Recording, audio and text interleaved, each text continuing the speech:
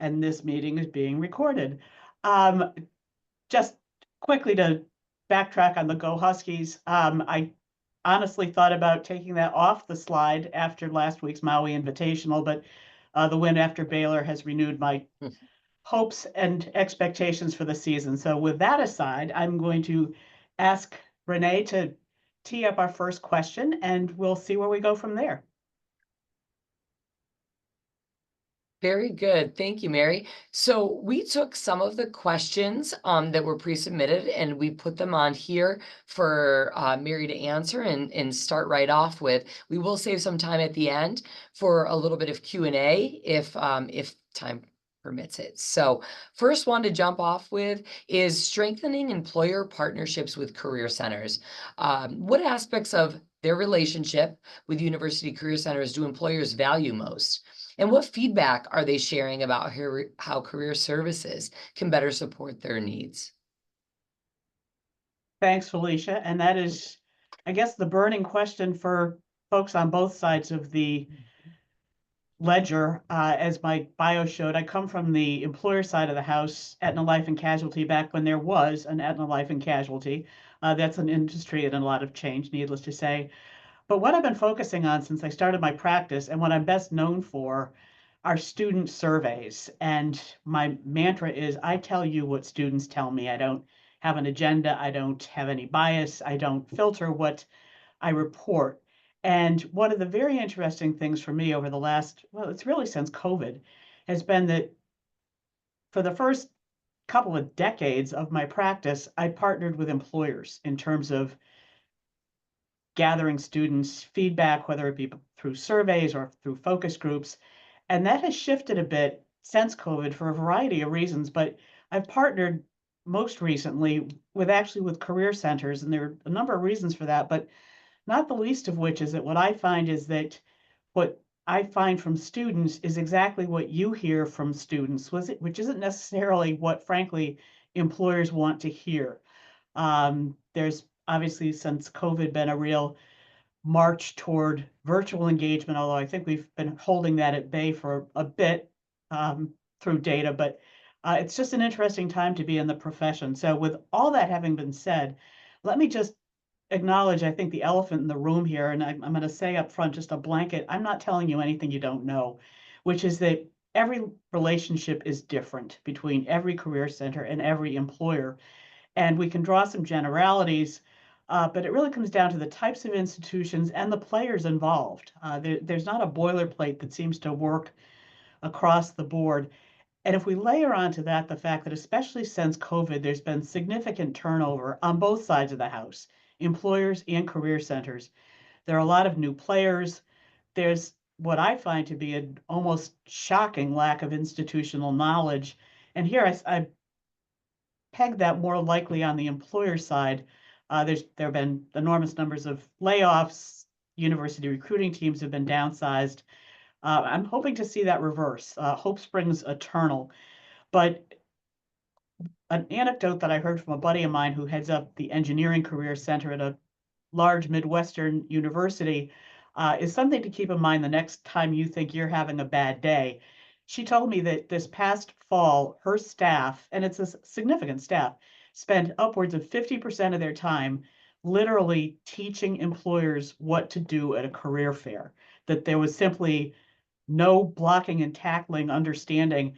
And the extreme example of that was an employer that showed up on the day of the career fair empty-handed because their expectation was that the career center would have set up the booth. I don't know where they thought they were going to get the swag from, but they were shocked to find out that that's something that they should have done. So that strikes me as a way out there example. Maybe not these days, but at any rate, I think that's where we need to start. Just the fact that there's a lot of learning going on across the board. In terms of what employers value, we're going to start there. Navigating, excuse me, what are the best practices at your institution? And I will fully admit some are more open to that than others. Some will come in charging, knowing that they know exactly how to attract students, and then are shocked when their strategy doesn't play out as they expected. But I've been surprised in focus groups to hear students talk about the fact that there are employers that schedule events during finals week. They just seem to be totally clueless about how their particular university works, what the calendar is. So what employers, I'll say, should value is picking your brains about how to work your campus. And I will get off my soapbox on that one, but that's my starting point. In terms of their expectations, in terms of how to better serve employers' needs, um, I'm sorry, I misstated that question. What are they sharing about how career services can better support their needs, employers' needs? Responsiveness is what I hear across the board, and I think we can all probably say that about our daily lives, that it's a result of being understaffed on the employer side, on the career center side. But again, the timelines or timeliness rather is one of the things that employers will complain about in terms of dealing with career centers. There's also, I consider this an unrealistic expectation. I suspect most on the call will agree with me on this one, that there's an expectation that career services is a one-stop shop in terms of meeting all their data needs, meaning such things as career outcomes for people who they, the employer, hired. So I think that there's an opportunity for a realignment, a level setting, an expectation setting in terms of what employers' roles are and what career services can realistically deliver, where your strengths are, what's in your wheelhouse.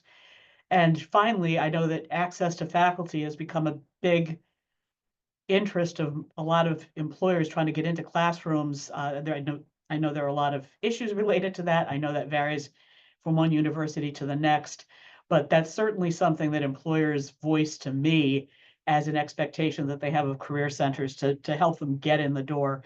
Again, my expectation, my perspective here is that there's just a tremendous opportunity for expectation setting. And over this coming semester, but certainly over the summer months, I think there's an opportunity to do that. So I've covered a lot of territory in terms of expectations, and I think a lot of it just has to do with our current state. So I'll take the next question and we can circle back to this during the Q&A if anybody has any particulars they'd like to poke at. Sure. Thanks, Mary. The second one is engagement with in-person recruiting. So students often express this interest about this face-to-face recruiting opportunities, yet the attendance at these info sessions and similar events could be very low. One, why do you think this is? And a part of the answer might be that students assume these sessions will only share content they could easily find online. So why come to this session and take some valuable time out of your day? How can we effectively communicate to students that events will offer more valuable, exclusive insights? This question is so perfectly timed, Felicia, because I'm literally wrapping up today one of my fall research projects, which has to do with, it's called Students Speak Out, Career Fairs and Recruiting Engagements, Career Fairs and Recruiting Events. And it's a follow-up to a study I did last fall. And that one of the very specific questions I asked students to get to the last part of this in terms of the no-shows essentially, which plagues every career center and every employer. I asked students point blank that if they RSVP for an event and then don't show, and 50% admitted they had indeed done that, the number one reason was a conflict with schoolwork. So that gets back to the understanding the timing of a university calendar, certainly, although there will be individual conflicts with exams and things along that line, projects, what have you. But what I heard from students last fall and what I'm continuing to hear this fall is that there needs to be a what's in it for me. As a quick sidebar here, if any of you are interested in, I'm putting together a data extract of the findings. I'd be happy to share a one pager that outlines what that data extract is all about. Shoot me a message if that's something that's of interest.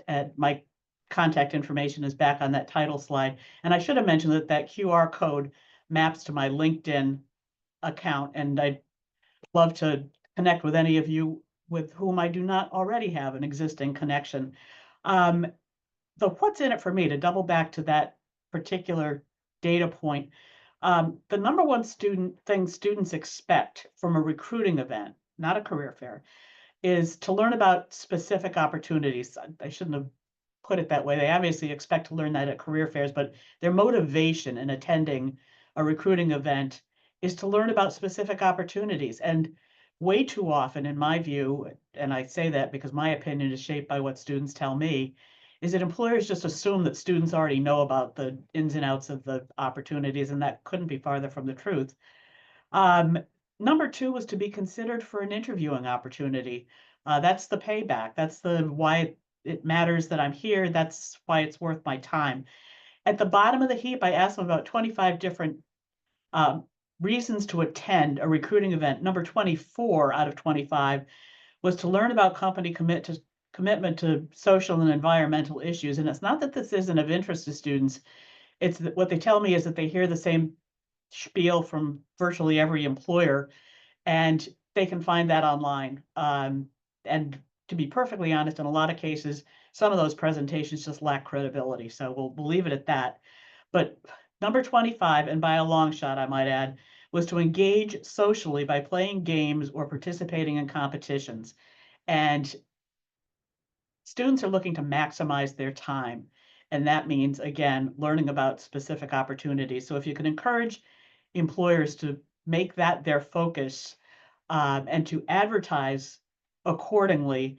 Um, and by that, I mean by way of invitations and announcements. And there's a whole concern students have, kind of, again, as a sidebar, about the authenticity and personalization of those announcements. Students are looking for, and this is why the in-person events are so important to them, um, opportunity to connect one-on-one. Networking events fall into that bucket. To get FaceTime, same thing. To interact with real employees, and that means hiring managers, recent hires, those who can actually speak to the requirements of the job, what I would do all day. Again, students don't fully understand that. Too many employers assume that they do. And then to get my questions answered, and not with a response that says, go to the website, you can find the answer there. I've been reporting on that for over a decade, that is, I call it GTW because I had students call it that, go to the website. There's nothing more toxic in terms of student engagement than blowing off a question by saying, go to the website, and you can quote me on that. One of the takeaways for me is that on the one hand, I fully understand your need to want to be as helpful as you can to employers, but as a former employer myself, I have to say that the onus is on the employers to make the events attractive and worth attending. And a lot of that is word of mouth, but a lot of it goes into the marketing and how they target who they want to have attend. Um, Career services can clearly provide advice, but here's just again a little anecdote off to the side. This past spring, I conducted research on the impact of recruiting modality, meaning virtual versus in person. And one of the things I asked students about was their communication channel preference. And it was a forced rank. I gave them 10 things to choose from, and direct email from the employer is always number one. But I had thrown in the forced rank of 10 factors, posters and yard signs around campus at the request of one of the sponsoring career centers. And at the time, I'll be honest, I thought, welcome to the 80s. I mean, nobody does this anymore. Well, what floored me, there were 18 universities that were sponsoring the survey. It ranked number 7 out of 10 at every single of the 18 universities and outranked text messages, third-party recruiting sites, and social media. So don't abandon the thought about yard signs. So you can tuck that into your back pocket. In terms of how to communicate effectively that events will offer more valuable exclusive insights, again, I would put that at the feet of the employers. But having said that, career services can certainly play a role in terms of canvassing your students about events they've attended and what appeal to them and the most effective employers. It's part of the work I do, but on a national basis. But having that local anecdotal information would be useful. communicating that to employers, and then essentially the ball's in their court to act on your advice. And I know that's easier said than done, but I will also throw in this piece of a disclaimer, if you will, that you can give them the best advice in the world and they can decide to go with it. But ultimately, it's the blocking and tackling, it's the execution of how well they put across that event that essentially offers more valuable and exclusive insights for the students. So I'm not saying you're off the hook, but I think it's important to keep the focus, keep the accountability where it lies. And that's my bucket on that topic. Thanks, Mary. We'll move on to the next one. Perceptions on diversity hiring tactics. How do students view diversity in hiring practices? Are there specific strategies they find more impactful? Has the recent court case related to affirmative action shifted their perspectives? And have they noticed any tangible changes in how diversity hiring is being approached? So, a lot of questions here for you, all surrounding not only the perceptions, but the different hiring tactics that has been recently out in the news and in the court case last year. If you could speak on those things. Sure. And I think this will be the burning issue for the profession, certainly in the near term and probably in the longer term. And the reason I added that longer term is because this is not a new issue. The very first student survey that a group of employers commissioned me to do, and this was in the prior millennium, I hasten to add, was on diversity recruiting. And it's a thorny, challenging, multifaceted issue.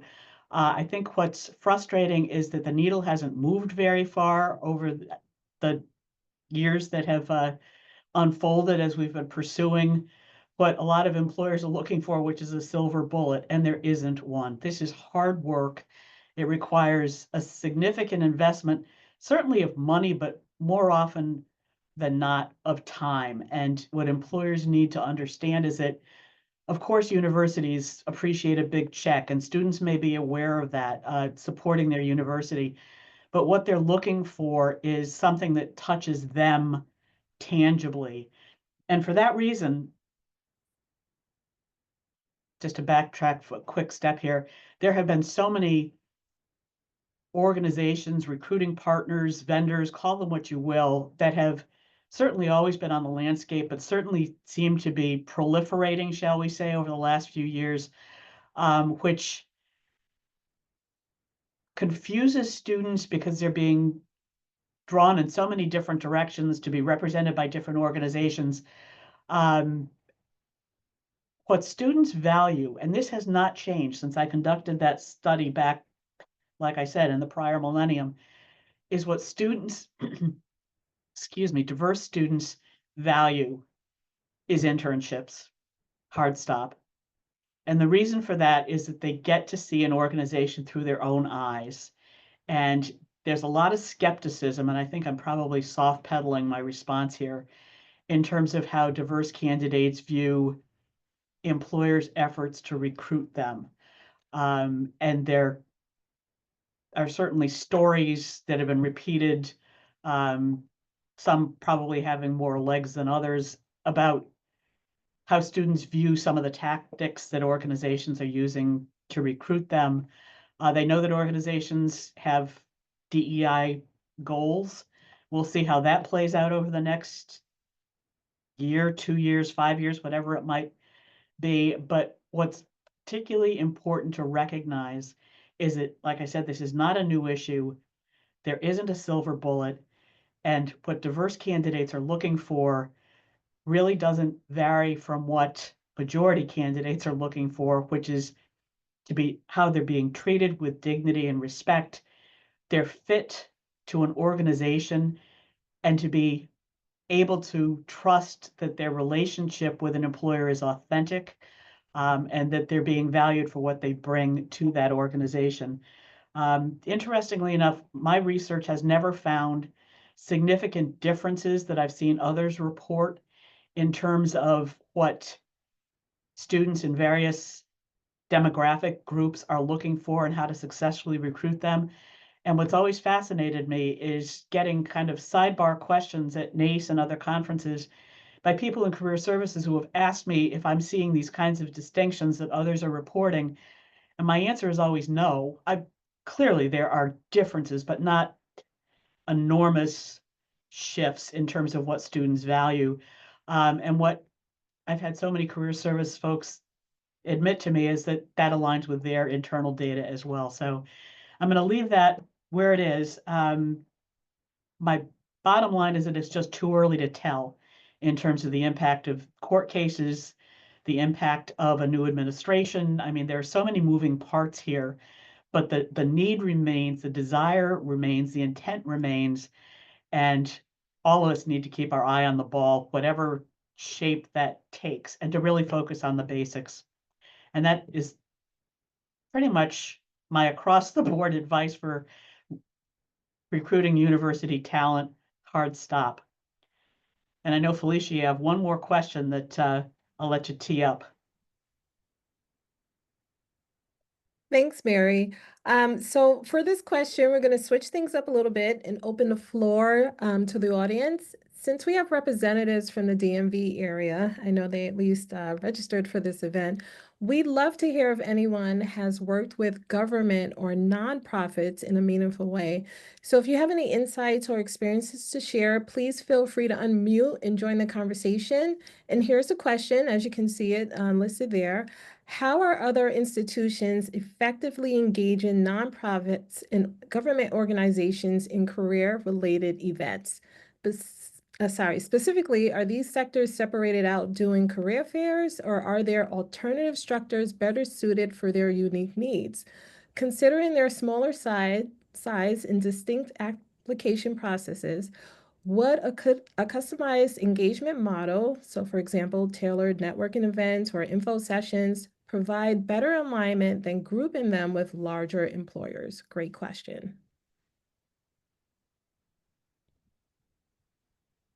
Hi, I'm Sheila Tillman from Towson University here in Baltimore. And I can share that we do have a mega career fair and internship fair with well over 200 employers. And we do have set aside a section for federal government agencies. And so we just kind of, they're just kind of all positioned in the same area. But we have not done anything separate from our big fair, specifically for government. Someone in my office works with nonprofits, and I think he's hosted a few smaller fairs with maybe like less than 20 employers. And those events were held specifically in buildings where, our liberal arts students are typically have their classes.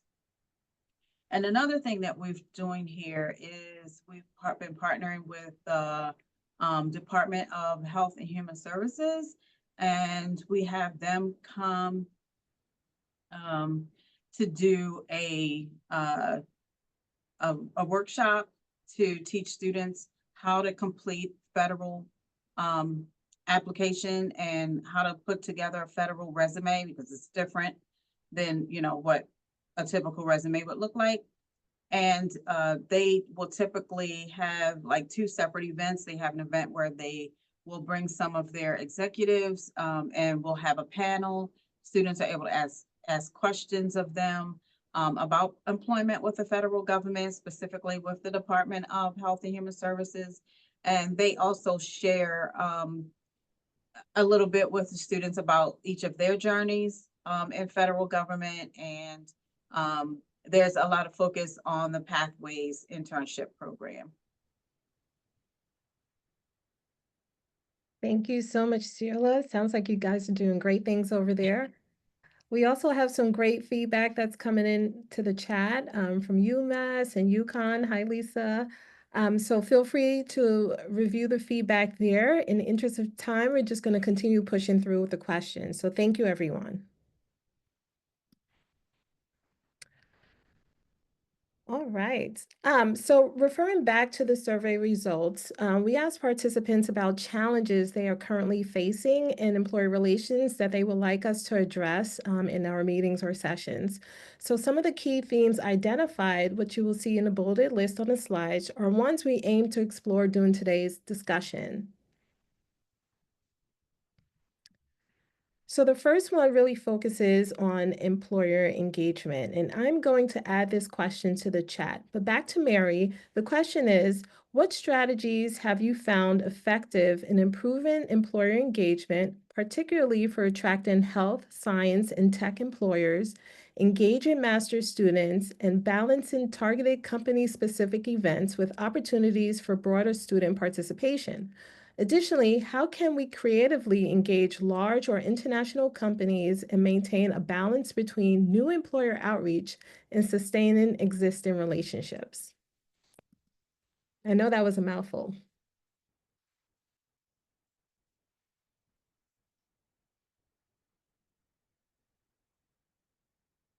Oh, looks like you're muted, Mary.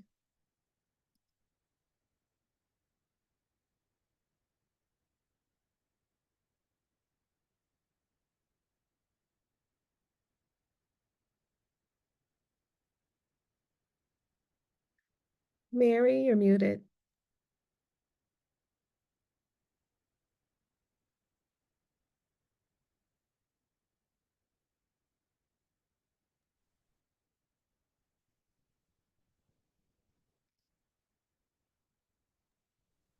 Okay, I'm Yay! officially, talk about being at cross purposes. And I don't know if, I suspect this didn't come across what my comment was. 5 years in almost, and I'm still forgetting to unmute, and I know I'm in good company. So that aside, let me talk specifically about attracting tech employers to campus. And I'm not saying it's a futile effort, but so many of them just are going to continue to march to their own drummer, regardless of what their own hiring scenario is. I'm always fascinated. I don't know how many of you follow URX, the pretty much West Coast based tech heavy group of university recruiters. Their issues are very different. They simply don't seem to value on campus recruiting the way Midwestern and Eastern schools and Southeastern schools do. So that's, I'm not saying throw in the towel, but simply recognize that you're fighting some pretty significant headwinds here. The problem with attracting master's employers that are recruiting master's candidates is that obviously takes an awful lot of outreach to find the students who are willing to, if you could backtrack on that question slide for me, Renee or Felicia, just so that I don't lose track of what the questions are. There we go. That obviously it almost becomes a one-off, but I do hear from master's degree students that they're frustrated that they're not targeted the way undergraduates are. It's cyclical. I've lived through other periods of time where undergrads don't have the attraction focus that they seem to these days. But that's, again, that's an individual basis. I hadn't seen this question as one for me to reply to previously, so let me just take a look at it. The one about employers preferring targeted company-specific events. It's true, which intrigues me because that means visiting campus more often for a lot of employers. But I have data that indicates that students, while they certainly appreciate targeted, curated events, still very much, and I think you probably see this in terms of your own attendance numbers, value a campus-wide event for the sole reason that they get to talk to employers that they're not previously familiar with, which is one of the objectives of attending in the first place. And I'm not sure engaging larger international companies in campus events. I'm going to take a pass on that just because I'm not all that clear in terms of what the intent was of the employer engagement aspect.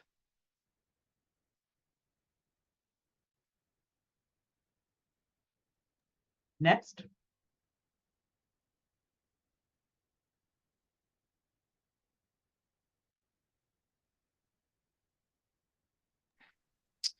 Again, I'm Okay, reading, go ahead, Felicia. yeah, the next one is the data and strategy.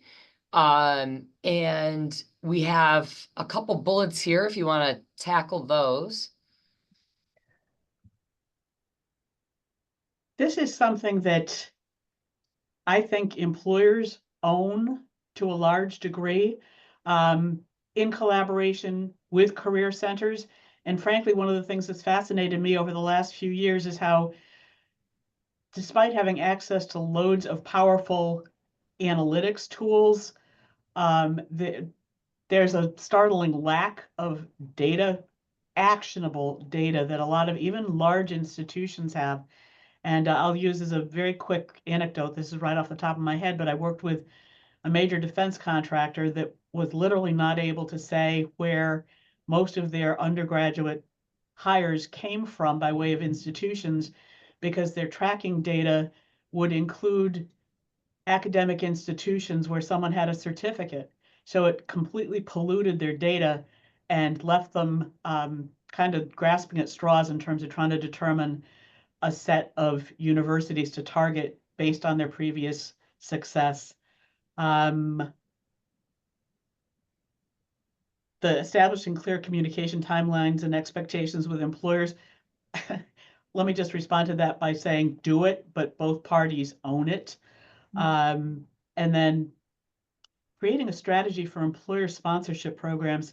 I could go on for days on this one, based on a recent experience I had with a client that basically is missing all kinds of opportunities. They're writing checks to universities, but not actually partnering with them in terms of accessing their students. So I'll leave it at that. And if you want to move on to the next, I'm not certain if there were other questions you wanted me to address or not. Yeah, we just have a few more questions, and I know we're beginning to run out of time, so we're gonna fly through these. But the next question is, how can institutions with limited employer relations staff effectively coordinate engagement efforts across colleges in a distributed career center model?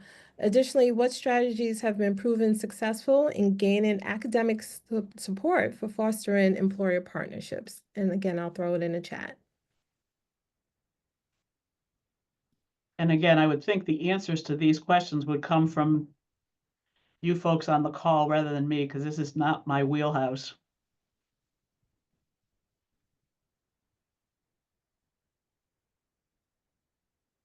Okay, so it looks like Tiffany has a response. So proactive outreach and data. One thing we did was run a report from Handshake to list all the employers our students applied to in the 2023-24 academic year.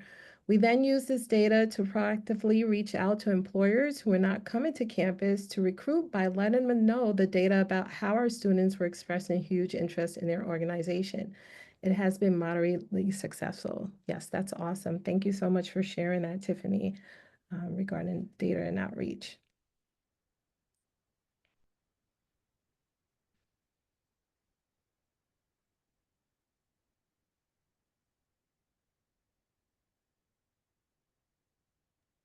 Any other feedback on the staffing and collaboration question, or else we can maybe move on to the next one?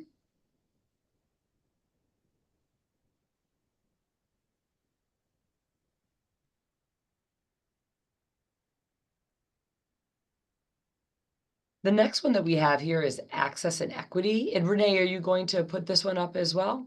Yes. Okay, great. What strategies can help ensure equal access to quality opportunities for all students, particularly international and underrepresented students?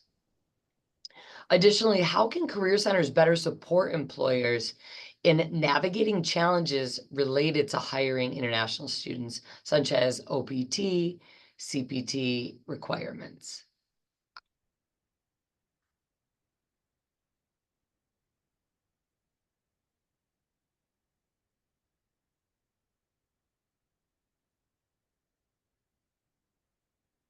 Is that something, Mary, that you have any comments on, or? Again, I think the group on the call has much better input by way of answering this than I do. This is definitely a challenging one. I know that we run into this a lot at Binghamton specific, we have specific schools that have a very high percentage of international students. And I think those schools really look at it and have to deal with it head on. But it is always something that poses a lot of challenges, and just trying to find opportunities when they leave here, especially our graduate students. I don't know if anybody else has anything to add to that in the chat.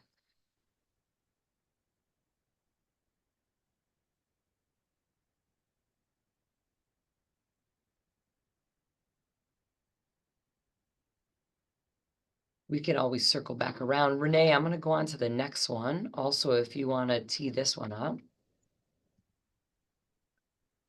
Sure. So the next question is really focused on workload and time management. So just opening it up to the group.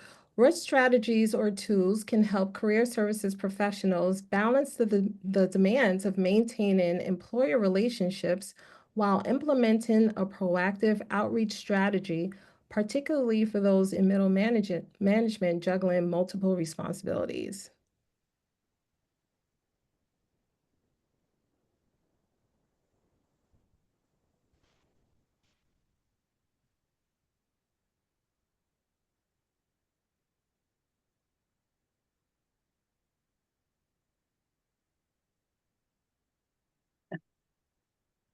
I know this is a challenging one. I know for me, what I try to implement with our team is to have an employer outreach cadence where we dedicate certain times throughout the academic year to reach out to employers, but also dedicate like this December, January timeframe to really reflect on what we're doing, and to see if there's any tweaks that need to be made. We also use project management tools such as Asana across the Career Center so we can get a better handle on the upcoming projects as well as deadlines. We have weekly check-in meetings, whether it's with our sub-team or just with my immediate employer integration and engagement team.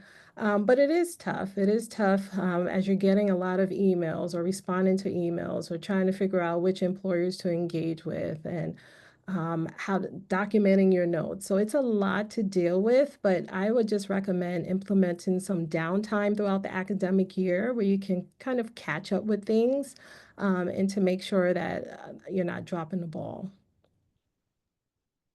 I know some things that we are looking to implement here now that we have added some folks to, especially like our employer engagement side of the house, our employer team, is really looking into getting an effective CRM so that we can better manage. I think a lot of times we're doing so many things and we're working harder, not smarter, and we want to reverse that.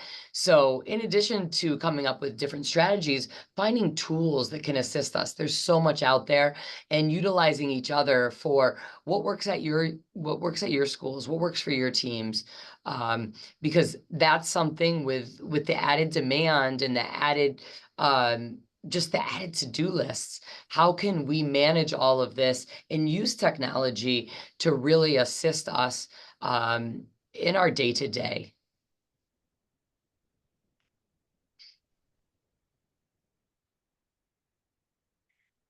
And I know that we had some questions in the chat and some answers also in there. So thank you to those that were really engaged throughout this. I think it enhanced our conversation with Mary. It looks like we have just under 10 minutes left. So we'd like to give everybody the opportunity maybe to look back on some questions now that you've had some time to think about them and see that what we put up there, what colleagues had proposed in advance, their questions, and some survey questions as well.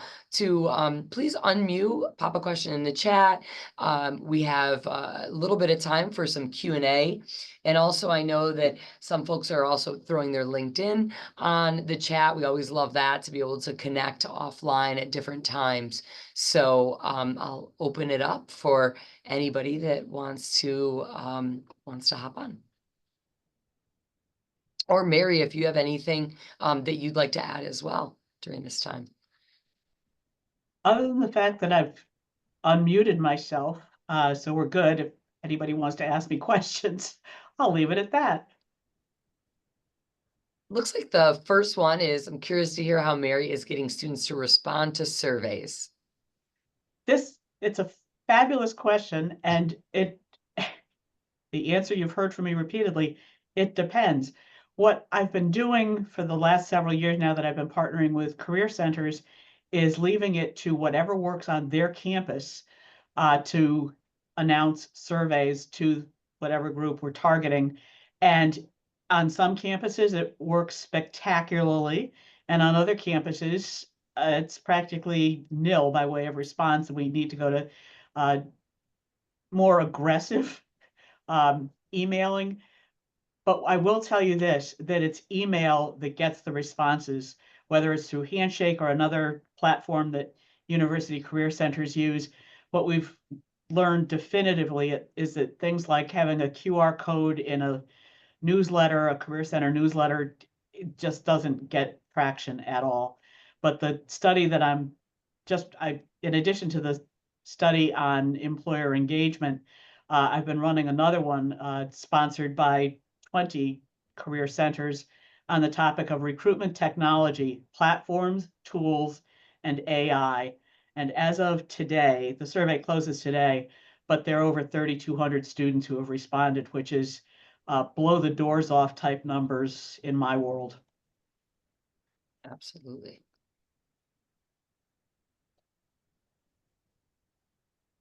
I also have a question that came in. Any suggestions to make career fairs more effective?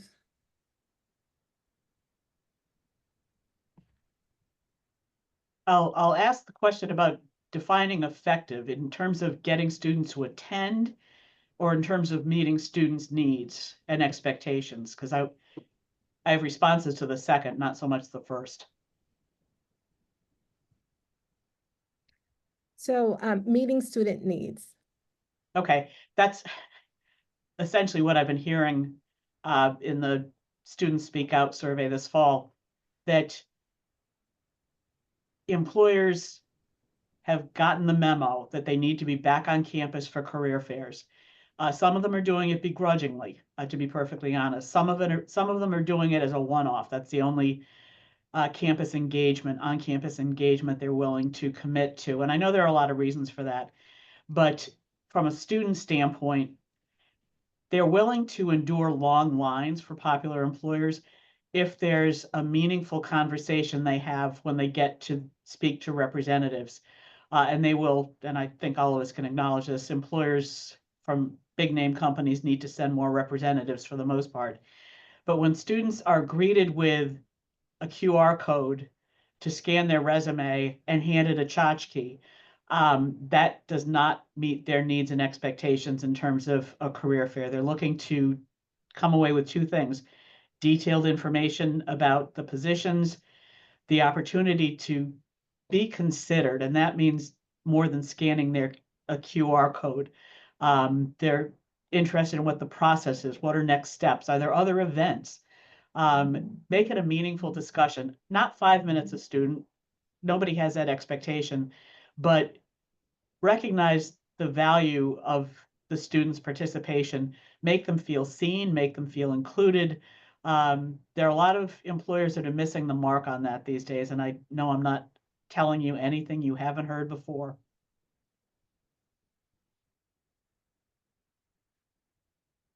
Thanks, Mary. We have a follow-up comment to your outreach efforts to students, where Tracy mentions, Mary, you mentioned newsletters. Are you seeing these as an effective tool to communicate with students? And if not, what has replaced them? I don't have data that suggests that the newsletters ever were all that effective. That obviously is a school-specific issue. Some schools may have a culture where students read newsletters, others, they clearly don't open them. Part of the problem, and this is something I've been reporting on for 4 years, is what I call the email tsunami, that students are so overwhelmed by what they consider to be spam, and it can be from job portals, what they value. And I think there was a question earlier about what do I mean by direct email from the employer. it means that it comes from the employer's URL, that it's not through your recruiting platform, because students get dozens, and in many cases, repeated and redundant messaging from employers. It's one of the problems with platforms these days. Add that to the chorus of things you've heard before.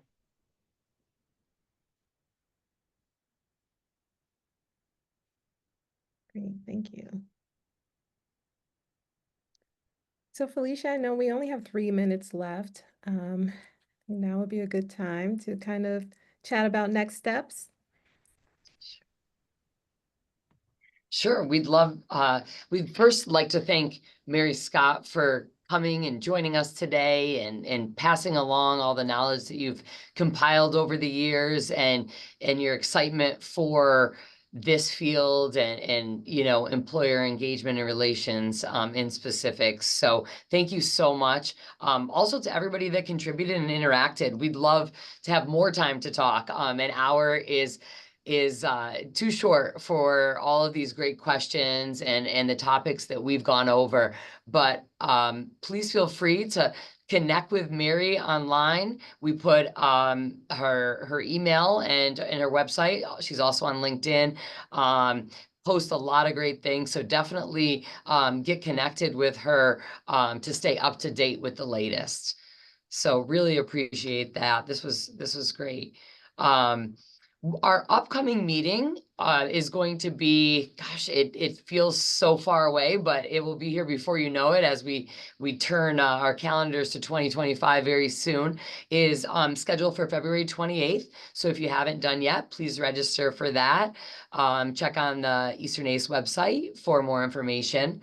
We are also taking some suggestions for code leads, presenters, and specific topics. We're looking to do our next topic to be employer connection for this February meeting. So feel free to connect with Renee and I. We'd love to have your input, your interest on ideas for this, how we can talk and maybe get some different employers to come on and have conversations with them. Anything else, Renee, that you'd like to add in, or Mary? Just a reminder that if any of you are interested in the one-pager that summarizes the data extracts that I will be producing by the end of the year, shoot me an email, connect with me on LinkedIn. I'd be happy to forward it.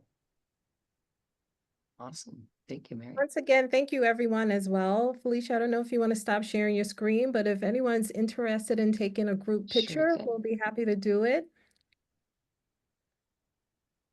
And again, we know that this is a busy time, so we truly thank everyone for your comments, your feedback, your thoughts. Mary, truly thank you again. Felicia, you're super awesome to co-lead with. Thank you all, everyone, again. We wish you a wonderful day and an enjoyable weekend. Yes, happy holidays, everyone. And I'll take the screenshot on the count of 3. If everyone's ready, 1, 2, 3, give your best smile. All right, thank you so much. Take care. All right, take care.